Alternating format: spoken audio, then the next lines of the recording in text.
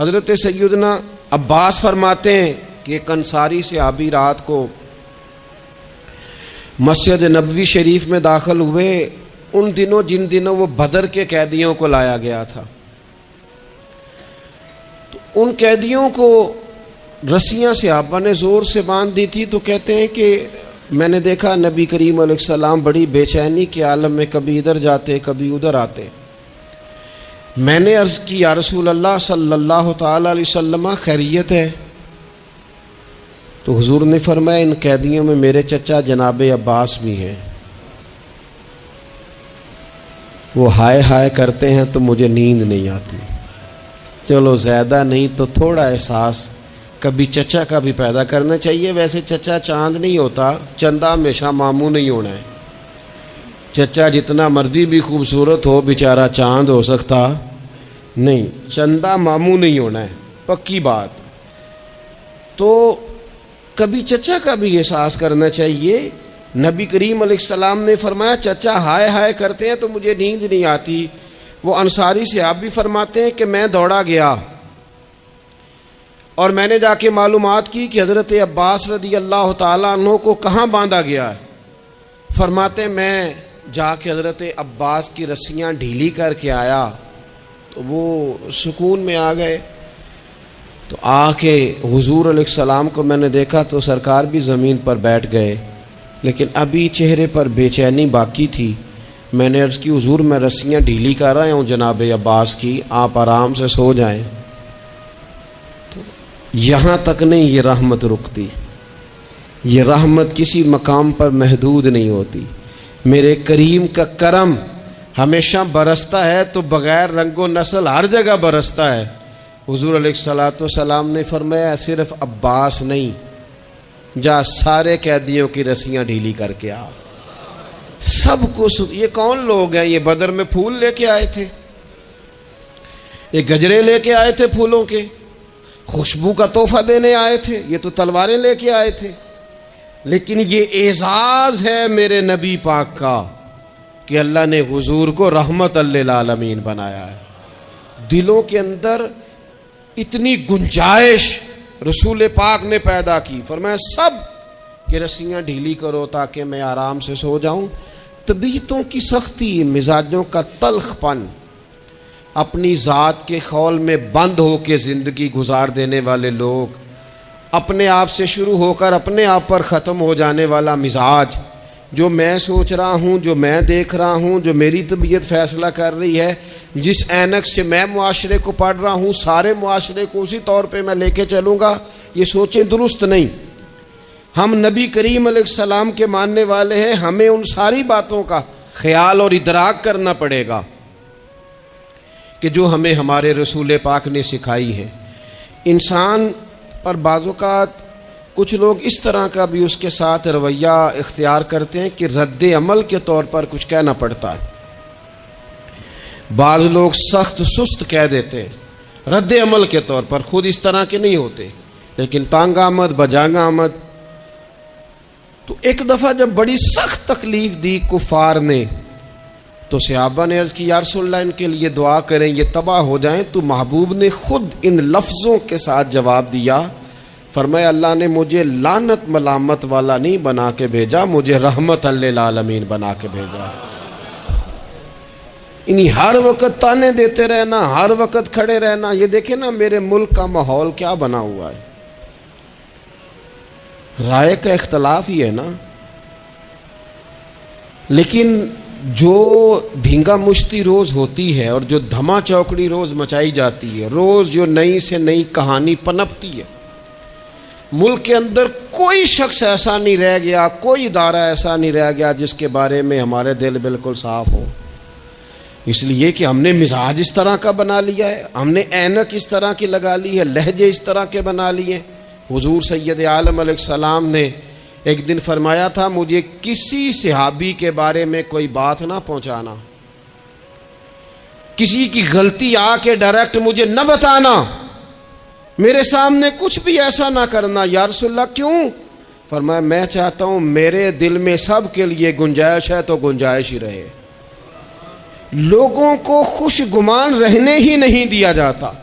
اچھی سوچیں پیدا کرنے کے موقع ہی نہیں دیے جاتے. وہی بدگمانیاں ہیں، وہی ماحول کے اندر شدت ہے، وہی انداز ہمارا اس طرح کا ہے، اور وہی کچھ ہم کر رہے ہیں، اور سارے ہیں کہ ایک ہی لاٹھی کے ساتھ ہانکے جا رہے ہیں.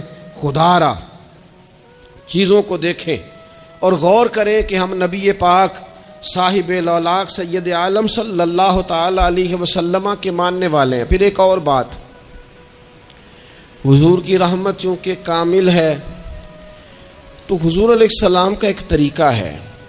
دنیا میں دو طرح سے لوگ اپنا آپ ثابت کرتے ہیں.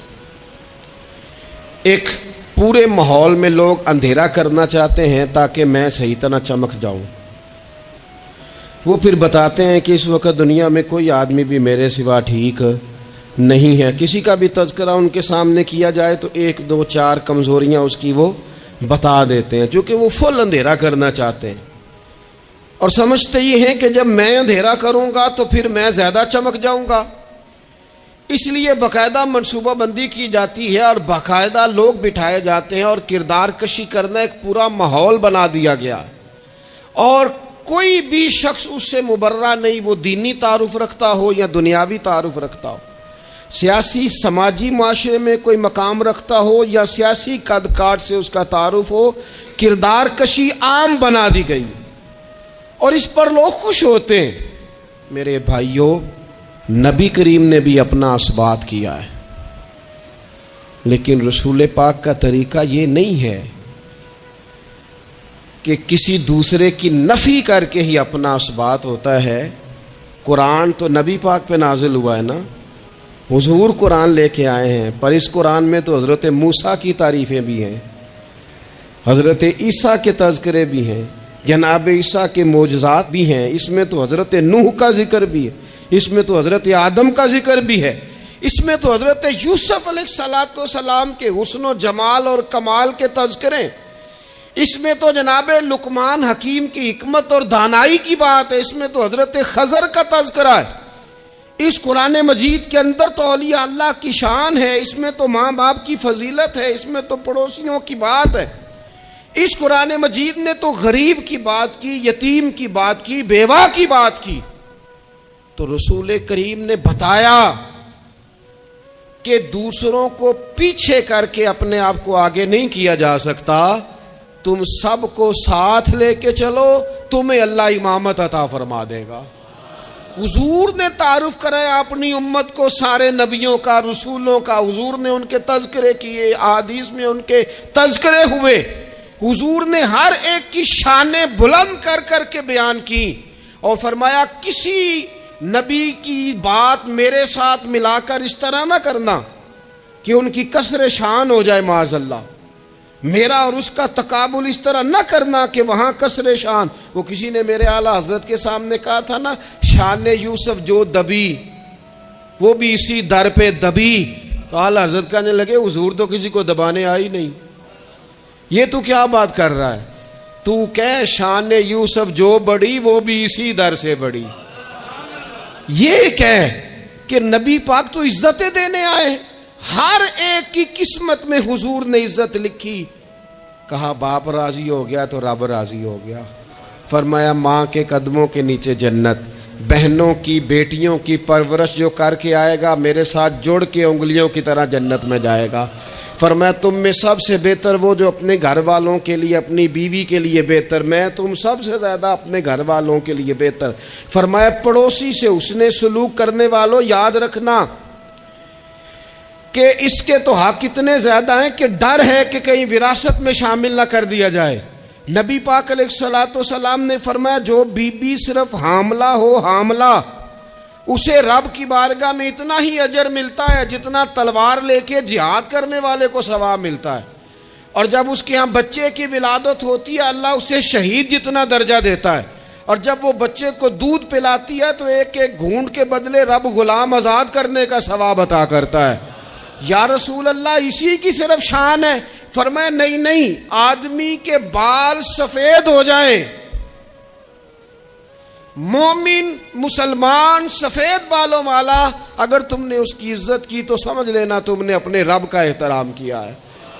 یا رسول اللہ تاجر؟ تو فرمایا سچ بول کے تجارت کرنے والا تو قیامت میں نبیوں کے ساتھ ہوگا۔ یا رسول اللہ یہ عالم، یہ طلباء، یہ دور دراز سے آنے والے لوگ؟ تو محبوب نے فرمایا یہ تو کوئی ڈگری نہیں لیتے، پہلے دن ہی گھر سے نکلتے ہیں تو فرشتے پیروں کے نیچے پر بچھا دیتے ہیں۔ یا رسول اللہ وہ مزدور دیکھا، مزدور سڑکوں پہ بیٹھا، رول گئے لوگ اپنے مطالبات کے لیے احتجاج کرتے۔ وہ کسان دیکھے دنیا سو رہی ہے اور ٹھنڈ میں جا کے فصلوں کو پانی دے رہے۔ وہ ہم نے مزدور دیکھے جن کے ہاتھوں پہ چھالے پڑ گئے۔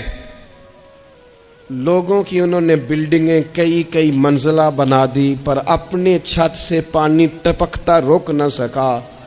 حضور یہ جو لوگ ہیں ان کی کیا شان ہے؟ تو حد کر دی میرے کریم نے، فرمایا محنت کر کے روزی کمانے والا تو اللہ کا دوست ہے، اس کو تو اللہ نے قرب دے دیا دوستی۔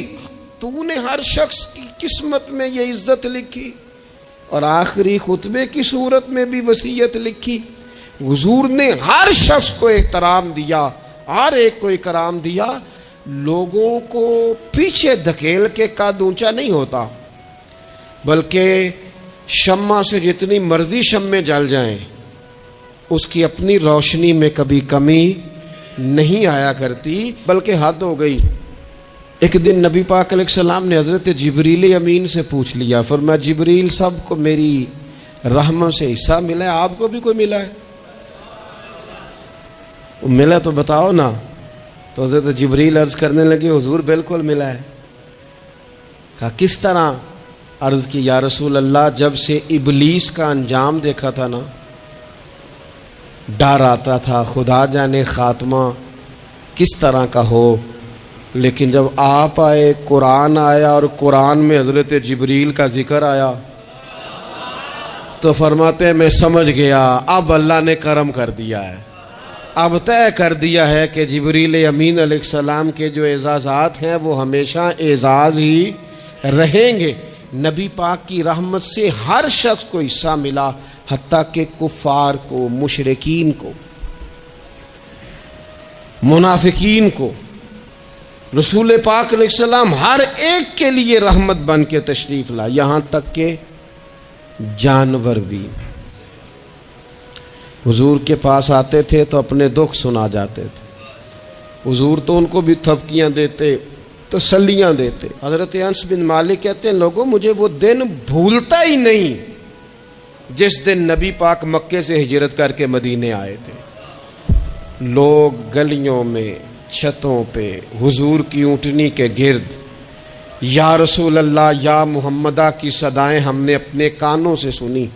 ایک بڑی شان رکھنے والا قبیلہ بنو نجار، اس کی بچیاں کونے میں دف لے کے بیٹھ گئیں، کہنے لگی یہ نہ سمجھنا کہ ہم کوئی عام ہے، ہم بہت بڑے خاندان کی بیٹیاں ہیں، لیکن آج یہاں اس لیے بیٹھی ہیں کہ دیکھو تو صحیح ہمارے پاس آیا کون ہے۔